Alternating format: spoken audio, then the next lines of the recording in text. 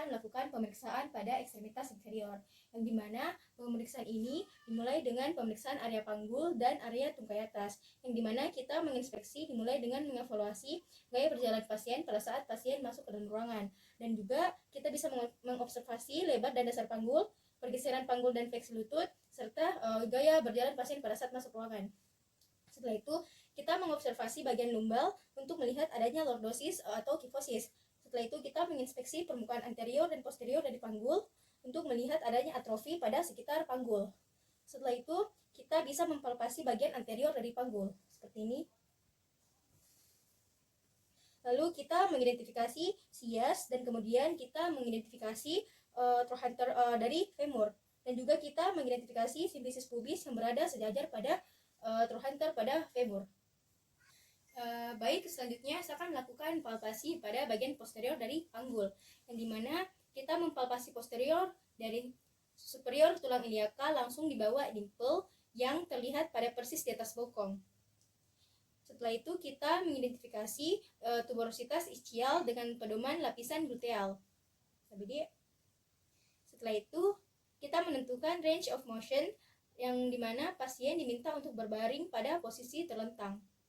Baik, jadi yang pertama saya akan melakukan gerakan fleksi, yang dimana pasien diminta untuk dalam posisi terlentang dan pasien diminta untuk menekuk lutut ke arah dadanya, seperti ini. Lalu setelah itu kita melakukan gerakan ekstensi, yang dimana pasien diminta untuk telungkup dan diminta untuk mengangkat tungkai ke posterior. Baik, dengan cara seperti ini.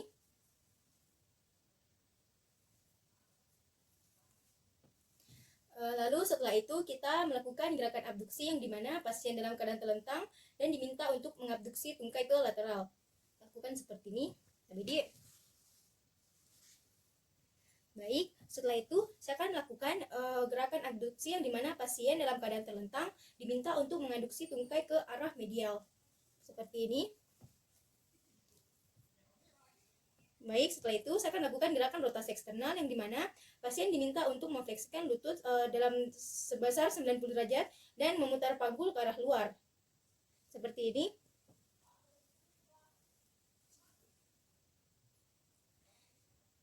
Lalu kita melakukan gerakan rotasi internal, yang dimana pasien dalam keadaan terlentang diminta untuk memfleksikan lutut dengan 90 derajat dan memutar panggul ke dalam.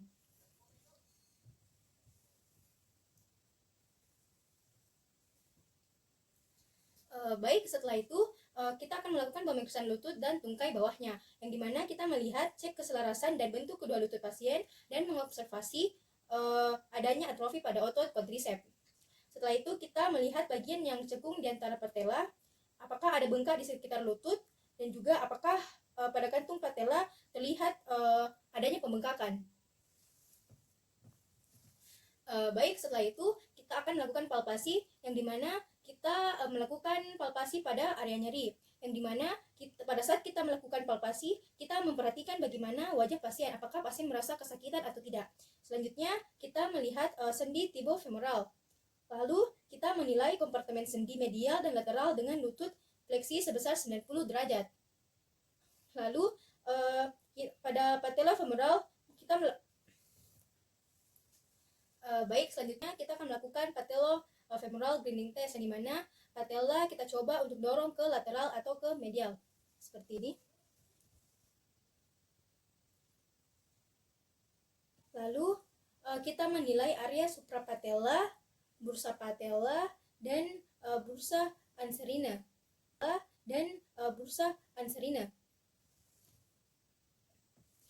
Baik, setelah itu saya akan melakukan palpasi pada permukaan posterior dari patella, yang biasa disebut dengan Becker cheese. Setelah itu kita memperhatikan otot gastrocnemius, soleus, dan tendon Achilles. Baik, selanjutnya saya akan melakukan tes sign, yang dimana dengan lutut diluruskan, taruh tangan kiri di atas lutut dan berikan tekanan pada kantung suprapatellar. Setelah itu pindahkan cairan sendi ke arah bawah, lalu dengan gerakan cepat ke aspek medial dan berikan tekanan untuk memaksa cairan pindah ke daerah lateral. Baik, selanjutnya saya akan melakukan tes balloon sign, yang dimana saya akan meletakkan ibu jari saya dan jari telunjuk saya di bagian kiri dan kanan dari patella. Setelah itu, dengan tangan kiri, tekan kantong suprapatelar ke arah femur. Lalu, kita merasakan cairan memasuki ruangan di sebelah patella di antara ibu jari dan jari telunjuk. Lalu, selanjutnya saya akan melakukan ballottement sign patella, yang dimana untuk menilai efusi patella yang besar, pemeriksa dapat menekan kantong suprapatelar dan tekan patella ke arah femur. Lalu, kita bisa melihat gerakan cairan kembali ke kantong suprapatelar. Baik, selanjutnya saya akan melakukan tes Matsuura, yang dimana pasien diminta untuk terlentang dan kita memegang tumit pasien dan fleksikan lutut seperti ini. Lalu taruh tangan satunya di sendi lutut dan jari-jari di bagian ibu jari, bagian medial dan lateral seperti ini. Lalu dari tumit putar kaki bagian bawah, internal dan eksternal.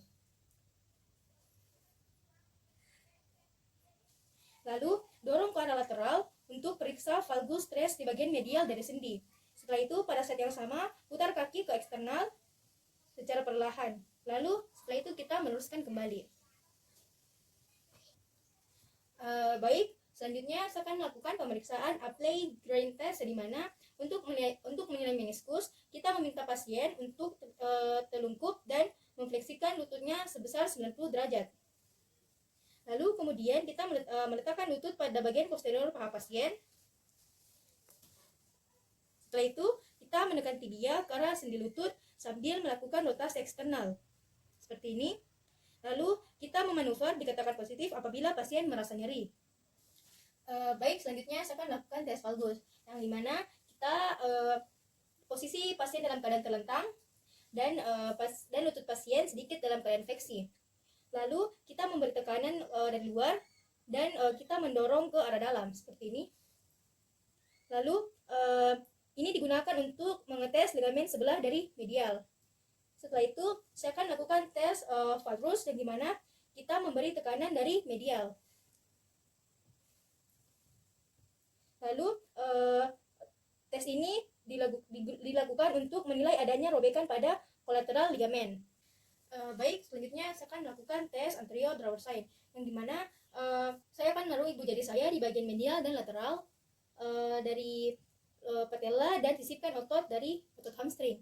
Setelah itu, tarik tibia ke depan dan amati apakah ada pergeseran ke depan seperti laci dari bawah femur. Setelah itu, saya akan lakukan posterior drawer sign, yang dimana saya akan melakukan sama seperti anterior drawer sign. Tapi saya akan mendorong tibia ke arah posterior dan saya akan mengobservasi derajat pergerakan ke belakang dari femur. Selanjutnya saya akan melakukan Lachman test, yang dimana saya akan meletakkan lutut pasien dengan memfleksikan sebesar 15 derajat dan putar ke arah eksternal. Lalu pegang femur distal dengan satu tangan dan tangan lainnya memegang tibia pada bagian atas. Lalu dengan ibu jari di bagian tibia garis sendinya secara serentak tarik tibia ke depan dan femur ke belakang. Lalu estimasi berapa derajat pergerakannya.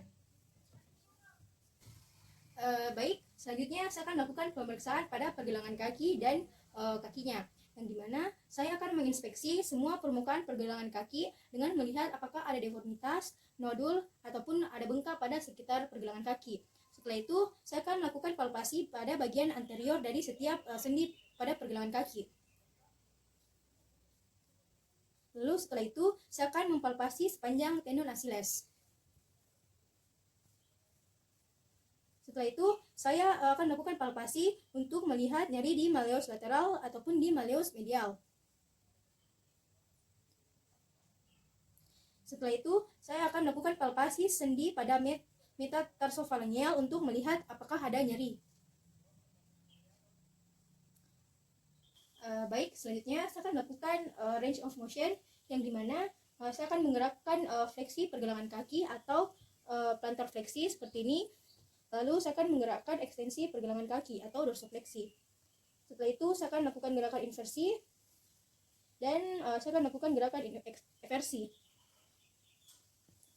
Baik, selanjutnya saya akan melakukan anterior drawer test, yang dimana berikan tekanan pada bagian anterior distal dari tungkai untuk mendorong tibia ke arah posterior. Lalu berikan tekanan pada tungkai bawah ke arah anterior seperti ini. Lalu sambil menahan kaki di atas meja pemeriksa dan usahakan lutut keadaan fleksi dengan 90 derajat. Setelah itu, saya akan melakukan posterior drawer test yang dimana langkah pemeriksaannya sama dengan anterior drawer test. Lalu, hasil pemeriksaan dikatakan positif jika ditemukan pergerakan posterior talus pada daerah mortis. Baik, selanjutnya saya akan melakukan Thompson test yang dimana untuk menilai ruptur tendon Achilles, kita menggunakan Thompson test. Dengan posisi telungkup, letakkan kaki pasien pada ujung meja pemeriksa, kemudian saya akan meremas betis pasien atau musculus gastrocnemiusnya, lalu menilai apakah ada plantar fleksi. Seperti ini. Pemeriksaan dikatakan positif jika tidak ada terjadi plantar fleksi.